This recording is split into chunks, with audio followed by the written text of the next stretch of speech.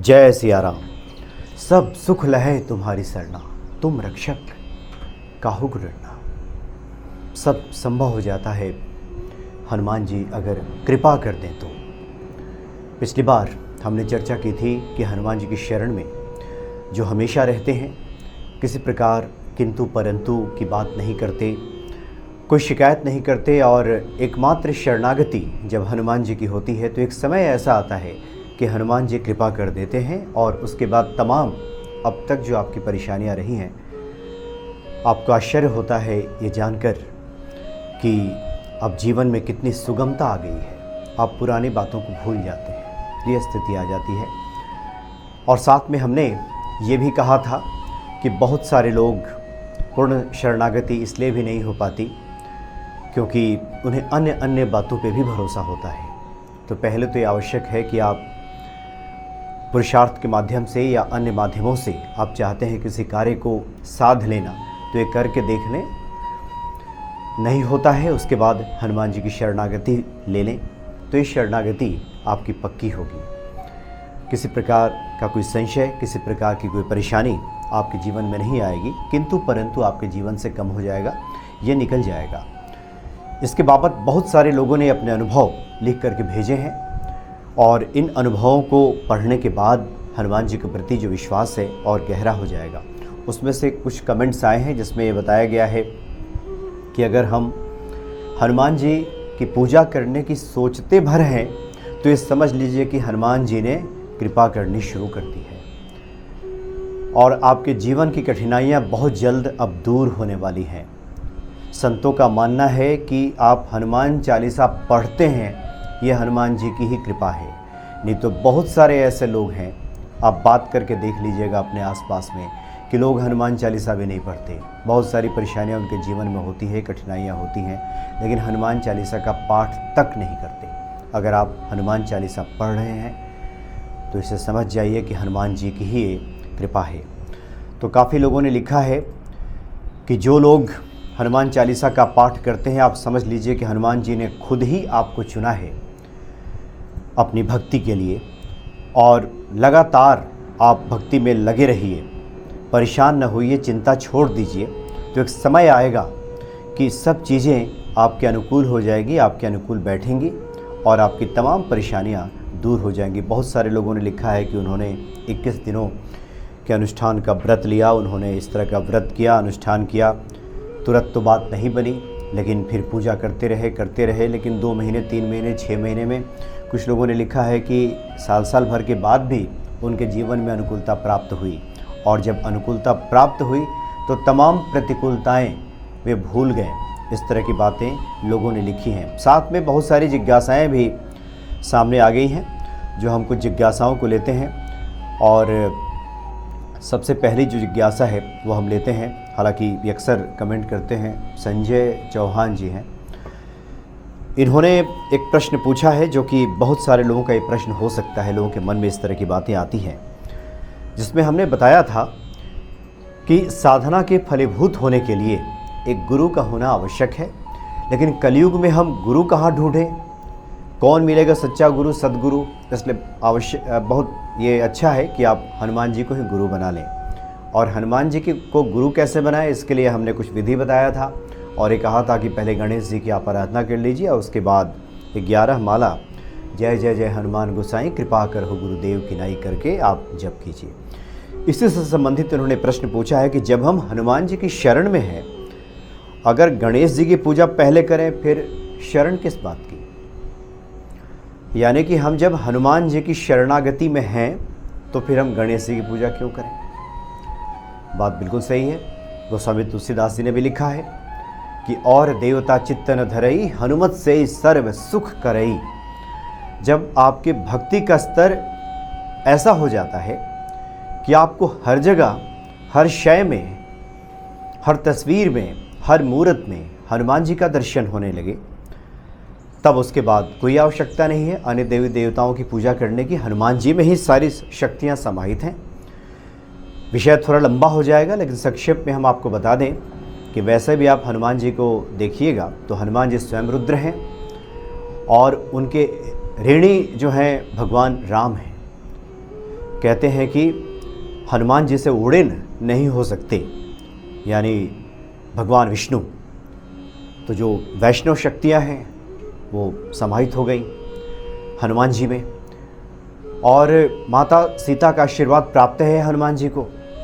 इस तरह से देवी शक्तियाँ भी उन्हें प्राप्त हो गईं, और जो हनुमान जी की पूंछ है वो साक्षात शक्ति है, साक्षात पार्वती है। तो इस तरह से शाक्त, शैव और वैष्णव ये सभी शक्तियाँ हनुमान जी में समाहित हो गई। तो अगर आपकी दृष्टि इस स्तर की हो गई है कि हनुमान जी में आप सभी शक्तियों को देख रहे हैं, तो फिर कोई आवश्यकता नहीं है इधर उधर देखने की। शरणागति अगर आपकी इस स्तर की है तो। लेकिन दूसरी एक और बात है कि अगर हम किसी कर्मकांड में उतरते हैं, जैसे कि हमने कहा कि आपको 11 माला का जप करना है हनुमान जी के इस चौपाई का, तो आपको विधिपूर्वक जप करना होगा। और इसके लिए जो प्रथम पूज्य देव हैं गणेश जी, उनकी आराधना तो करनी ही होगी। बहुत सारे लोग ये भी लिखते हैं कि वो तो एक हनुमान चालीसा का ही पाठ नहीं कर पाते, सुंदरकांड का पाठ करने में 1 घंटा, 1.5 घंटा, 2 घंटा लगता है, उनसे बैठा ही नहीं जाता, बेचैनी से हो जाती है। तो आप देखेंगे कि हमारे पूरे शरीर में देवताओं का वास है। जो गणेश जी का वास है वो हमारे मूलाधार चक्र पे है। मूलाधार चक्र जो सबसे नीचे का जो भाग होता है, मूलाधार चक्र, वो अगर दूषित हो जाए, यानी दूसरे अर्थों में गणेश जी की कृपा ना हो सके, कृपा ना हो, तो फिर आप साधना में नहीं बैठ पाएंगे, आपको बेचैनी हो जाएगी, आप 10 मिनट स्थिर नहीं हो पाएंगे, बेचैन होकर इधर उधर भटकने लगेंगे। और बहुत सारे लोगों के साथ ऐसा होता है, एक जगह वो बैठ ही नहीं पाएंगे। तो ऐसे लोगों के लिए गणेश जी की आराधना बहुत आवश्यक है। तो जब आप कर्म कांड करेंगे, अब जैसे जो भी हनुमान जी के बड़े साधक हैं, जिनमें जो हनुमान जी में ही सभी देवी देवताओं का दर्शन करते हैं, जैसे गोस्वामी तुलसीदास जी जब वृंदावन पहुँचे और उन्होंने कहा कि तुलसी माथा तब नवे जब प्रभु श्री कृष्ण आप धनुष और बाण अपने हाथ में लीजिएगा। तो भक्ति की ये उच्च अवस्था, और भगवान कृष्ण ने धनुष और बाण ग्रहण किया, तो ये तो भक्ति की उच्च अवस्था है। लेकिन बड़े से बड़े साधक भी जब कर्म कांड में उतरते हैं, जब उनको विधिपूर्वक कुछ करना होता है, तो कलश पूजन तो करना ही होगा, गुरु पूजन तो करना ही होगा, गणेश पूजन तो करना ही होगा, नवग्रह की शांति तो का पाठ तो आपको करना ही होगा। ये तो पंडित जी करेंगे ही, चूँकि ये विधिपूर्वक आप कर रहे हैं। और उसके बाद जो प्रधान देवता हैं उनकी पूजा होती है। तो जब कर्मकांड की बात आएगी, जब विधिपूर्वक कुछ आप करेंगे, तो गणेश जी की आराधना आपको करनी होगी, प्रथम पूज्य देव हैं। दूसरा, आप जयपुर जाएंगे तो गणेश जी का एक मंदिर है जहाँ उनको चोला चढ़ाया जाता है। चोला आपको गणेश जी को अन्य जगहों पे चढ़ते हुए नहीं दिखेगा, लेकिन वहाँ उनको चोला चढ़ाया जाता है हनुमान जी की तरह। तो हनुमान जी, गणेश जी ये अलग नहीं है, ये सभी मूलतः एक ही हैं। जिस भाव में आप उनको भजेंगे, जिस स्वरूप में भजेंगे ईश्वर को, उसी स्वरूप में आपको प्राप्त हो जाएंगे। इसलिए आप इस तरह का मन में बात न रखें कि जब हनुमान जी की हम शरण में हैं तो फिर गणेश जी की हम पूजा क्यों करें। और वैसे भी जो शरणागत होता है उसके अंदर विनम्रता, श्रद्धा कूट कूट के भरी होती है। वो किसी को भी देख करके अपना माथा झुकाता है। शरणागति हृदय से एक के प्रति होती है, लेकिन दूसरे का अनादर भी नहीं होता। तो इस भाव से आपको इसको लेना है। और गणेश जी की प्रथम पूज्य जो देव हैं गणेश जी, जो विघ्नहर्ता हैं, उनकी पहले आराधना करनी होगी। आपने साधना का व्रत ले लिया कि हम 11 माला करेंगे और तमाम तरह के विघ्न आ सकते हैं, तो विघ्नहर्ता कौन है? गणेश जी हैं। तो पहले गणेश जी की आराधना कीजिए, तब जब आप विधिपूर्वक कोई पाठ करने जा रहे हो, आप कोई अनुष्ठान करने जा रहे हो, तो गणेश जी को जरूर आप सुमिरन कीजिए, ये बहुत आवश्यक है। कुछ अन्य प्रश्न भी हैं जिसको हम ले लेते हैं। एक मंजू अरोड़ा जी ने ये प्रश्न पूछा है कि वे शिव जी को अपना गुरु मानती हैं, हनुमान जी को भाई मानती हैं, अपनी सखा मानती हैं, सबकी पूजा करती हैं, लेकिन फिर भी घूम फिर करके हनुमान जी पे आ जाती हैं बाद में। फिर उन्हें क्या करना चाहिए? देखिए, हनुमान जी शिव जी अलग तो है नहीं। आपने शिव जी को गुरु माना है और शिव तो गुरु हैं ही, शिव से बड़ा गुरु कोई है नहीं। हनुमान जी भी गुरु हैं, शिव जी भी गुरु हैं। जो आपका मार्ग निर्देशन करे और आप देखेंगे कि जैसे जैसे आप भक्ति में आगे बढ़ेंगे, आप ध्यान की अवस्था में जब उतरेंगे, बाह्य पूजा जो कर्मकांड तो आप करते हैं वो ठीक है, लेकिन धीरे धीरे जब आप ध्यानस्थ होंगे, हनुमान जी आपके हृदय में जब विराजने लगेंगे तो वो आपका मार्ग निर्देशन भी करते हैं। शिव जी आपके गुरु हैं तो शिव जी भी मार्ग निर्देशन करते हैं। आप आंख बंद करके कुछ देर बैठ जाएं, वो अंदर की जो आवाज़ निकलती है वो ईश्वर की ही आवाज़ होती है, जिसको हम लोग कहते हैं आत्मा की आवाज़। और इसको लोग जो सुन लेते हैं, समझ लेते हैं, उस हिसाब से अपने जीवन को जीते हैं। इसलिए इसमें परेशान होने की आवश्यकता नहीं है। ईश्वर का जो स्वरूप आपको भाए, बार बार आपके ध्यान में आए, उसी को भजिए। मूलतः ईश्वर सभी एक ही है। आपको भेद बुद्धि नहीं लाना है मन में कि ये बड़े हैं, ये छोटे हैं, ये अलग हैं, वो अलग हैं, ऐसा कुछ नहीं है। संकट मोचन है हनुमान जी। ईश्वर का जो संकट मोचन स्वरूप है वो हनुमान जी का है, और कलयुग में सबसे निकट के जो देव हैं हनुमान जी हैं। तो संकटों में व्यक्ति जब फंसता है तो हनुमान जी को याद करता है, और हनुमान जी को इस कलयुग में विशेष दायित्व प्रभु श्री राम दे कर गए हैं। इस अर्थ में इसको समझने की आवश्यकता है, तो ऐसा आप कीजिए।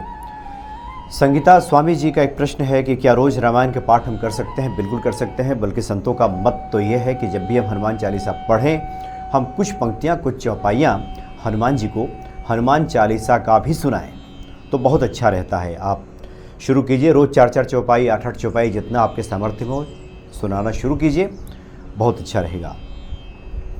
जतिंदर मेहता जी ने पूछा कि क्या दूसरे के अनुष्ठान किया जा सकता है? बिल्कुल किया जा सकता है।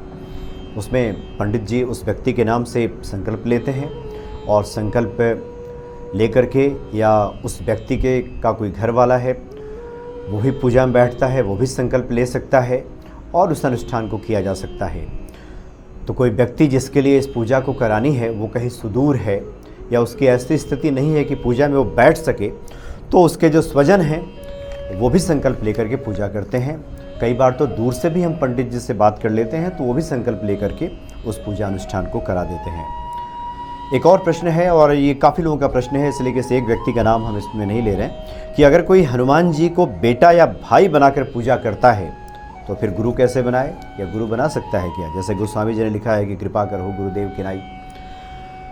देखिए, भाई, पिता, गुरु तो हैं ऐसे जिनमें गुरु में हमें सभी का दर्शन होता है। गुरु साक्षात परम ब्रह्म, जो परम ब्रह्म हैं वो शिव हैं, विष्णु हैं, ब्रह्मा हैं, वो सभी हैं। वो सखा हैं, भाई हैं, मित्र हैं, गुरु ऐसे भी होते हैं। तो हनुमान जी को गुरु स्वरूप में आप पूजें, और आपका भाव अगर उनके प्रति भाई या बेटा का जगता है, बहुत सारी ऐसे महिलाएं हैं जो इस रूप में भी हनुमान जी को भजती हैं, तो ये भी अच्छी बात है। इसलिए इसमें घबराने की आवश्यकता नहीं है, कोई ये चिंता का विषय नहीं है, कोई भ्रम की स्थिति नहीं है। आप हनुमान जी को जिस रूप में भजना चाहती हैं उसी रूप में आपको प्राप्त हो जाएंगे। जिस रूप में जो ईश्वर को भजता है, ईश्वर उसी रूप में उसे प्राप्त हो जाते हैं। तो इस तरह से आप हनुमान जी को भज सकती हैं। आप उन्हें गुरु मान लें, पुत्र माने, पिता माने, किसी भाव में आप भजेंगे तो फिर उसके बाद आप पे हनुमान जी प्रसन्न होंगे। एक और प्रश्न है अरविंद यादव जी का। इन्होंने लिखा है कि भाई साहब प्रणाम, पहली पंक्ति में रघुवर का विमल जस के बारे में कहा गया है, किंतु सारी चौपाइयाँ तो श्री हनुमान जी का वर्णन करती हैं। इसके बारे में कुछ बताएं। देखिए, इसके बारे में तो काफ़ी कुछ विस्तार से इस पर हम लोगों ने कार्यक्रम ही तैयार किया है, आधे घंटे का, जो इस एक चौपाई पे ही काफ़ी देर तक चर्चा हुई है। लेकिन संक्षेप में हम बता दें कि गोस्वामी जी लिखते हैं कि वर्णव रघुबर विमल यश जो दायक फलचार, यानी कि हम भगवान राम के विमल यश का वर्णन करते हैं जो चारों फलों को प्रदान करने वाला है। तो भगवान राम के विमल यश का गान करने के बाद ही हनुमान जी की पूजा होती है। हनुमान जी इस धराधाम पे प्रभु श्री राम के कार्यों के निष्पादन के लिए ही हैं। बहुत बार आपने संतों के मुख से सुना होगा कि हनुमान जी तो श्री राम के कार्य में लगे रहते हैं। तो भगवान श्री राम का कार्य क्या है? भगवान श्री राम का कार्य वही है कि साधु संत के तुम रखवारे, असुर निकंदन राम दुलारे। साधु संत की रखवाली करना हनुमान जी का काम है, और असुरों का विनाश करना ये हनुमान जी का कार्य है, और यही राम जी का कार्य है। और भगवान श्री राम के उसी कार्य को हनुमान जी आगे बढ़ाते हैं। तो पहले हनुमान जी का गुणगान करने के पहले रघुवर का विमल यश का गान करना बहुत आवश्यक है। तो इस तरह से आप कीजिए तो हनुमान जी की प्रसन्नता आपको प्राप्त होगी।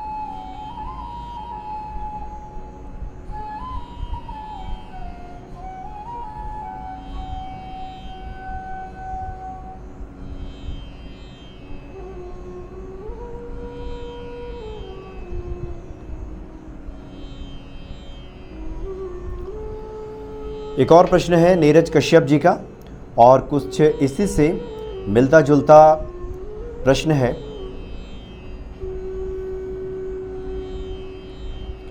प्रदीप गांधी जी का। ये सभी एक अनुष्ठान करना चाहते हैं हनुमान चालीसा का, और जिसमें पूछा गया है कि 108 पाठ का अनुष्ठान हनुमान चालीसा का वो करना चाहते हैं, और वो चाहते हैं कि गृह क्लेश से मुक्ति मिले, रोज़गार का साधन प्राप्त हो। अविवाहित हैं जिन नीरज कश्यप जी, इनकी शादी हो जाए। काफ़ी समय से अनुष्ठान को करने की इच्छा है, परंतु मार्गदर्शन और सामग्री के अभाव में कुछ समझ में नहीं आता। तो 108 पाठ का अनुष्ठान आप करना चाहते हैं, यानी एक दिन में हनुमान जी के 108 पाठ करना चाहते हैं, या फिर 41 दिनों तक अगर हनुमान जी का हम अनुष्ठान लेना चाहते हैं हनुमान चालीसा का, दोनों की विधि लगभग एक है।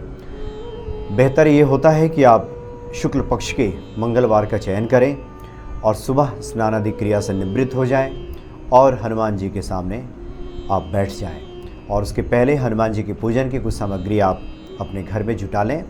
इसके लिए हनुमान जी की आशीर्वाद मुद्रा वाली तस्वीर, जिसमें हनुमान जी आशीर्वाद देते हुए दिखाई देते हैं, उनको लाल आसन कोई कपड़ा बिछा दीजिए, रुमाल बिछा दीजिए, उस पर हनुमान जी को विराजित कर दीजिए। उनके सामने घी का दीपक जला दीजिए, या जो भी आपके लिए संभव हो पा रहा है, तेल का भी दीपक जला सकते हैं, वो जला दीजिए। उन्हें कुछ मिष्टान अर्पित कीजिए, या फिर किशमिश वगैरह अर्पित कीजिए, या केले का भोग लगाइए, कोई फल वगैरह हनुमान जी के सामने रख दीजिए। और उसके बाद फिर हाथ में जल लीजिए, पुष्प लीजिए, और हनुमान जी से प्रार्थना कीजिए कि हनुमान जी हम आपके 41 दिन या फिर 108 पाठ जो भी आप करना चाह रहे हो, ये संकल्प कहलाता है। इस तरह का संकल्प लीजिए कि हे हनुमान जी, आप मेरे मनोरथ सिद्ध कीजिए और मेरे इस संकल्प को पूरा कीजिए। ऐसा कह करके हनुमान जी के श्री चरणों में उसे अर्पित कर दीजिए, और फिर आपका जो भी संकल्प है उसमें लग जाइए। यानी आपको 108 पाठ एक दिन में करना है तो 108 पाठ एक दिन में कीजिए। 41 दिनों का अनुष्ठान आपने लिया है तो 41 दिनों तक हनुमान जी की पूजा कीजिए विधिवत तरीके से। और जब समापन का समय आए, यानी जिनका 108 पाठ करना है वो तो उसी दिन करेंगे, जिनका 41 दिन का पाठ है वो 41वें दिन करेंगे, कि हनुमान जी के मंदिर में जाएं, वहाँ हनुमान जी के सामने फिर कुछ बूंदी का प्रसाद वगैरह अर्पित कीजिए। हो सके तो मीठा पान एक हनुमान जी को अर्पित कीजिए, उसमें चूना और सुपारी वगैरह ना हो, उसमें लौंग लगा करके हनुमान जी को अर्पित कीजिए। आप पान की दुकान पे जाएंगे और कहेंगे कि हनुमान जी को अर्पित करना है, तो लगभग पान वाले जानते हैं कि किस प्रकार का पान बनाना है, तो वो पान आप हनुमान जी के सामने अर्पित कीजिए। कुछ गुलाब के पुष्प आपको मिल जाए, गुलाब की माला मिल जाए, बहुत बढ़िया, वो हनुमान जी को जा कर के अर्पित कर दीजिए। और उसके बाद बाहर जब निकलें आप मंदिर से, तो वहाँ पे जो लोग बैठे होते हैं उन्हें प्रसाद जरूर वितरित कीजिए। अगर आपके सामर्थ्य में है तो कुछ लोगों को भोजन भी करा दीजिए। तो इस तरह से आपका यह अनुष्ठान पूरा होगा और हनुमान जी कृपा करेंगे। तो इस तरह के से जब आप करेंगे हनुमान जी की आराधना, तो निश्चित तौर पे हनुमान जी कृपा करेंगे। तो कुछ इस तरह के प्रश्न लगातार आ रहे थे, तो इसके बारे में हमने आपको संक्षेप में जानकारी दे दी है। इस तरह से आप पूजा पाठ कीजिए और हर वो काम कीजिए, हर वो उपाय कीजिए, ऐसा आप श्रवण कीजिए जिससे कि हनुमान जी के प्रति आपकी भक्ति दिन दूनी रात चौगुनी बढ़ती रहे। बस इस तरह के कार्य अगर व्यक्ति करता रहे, धीरज रखे, धैर्य रखे, तो आप देखेंगे कि निश्चित तौर पे हनुमान जी की कृपा आप पे होगी और आपका जीवन संवरेगा। जय सिया राम।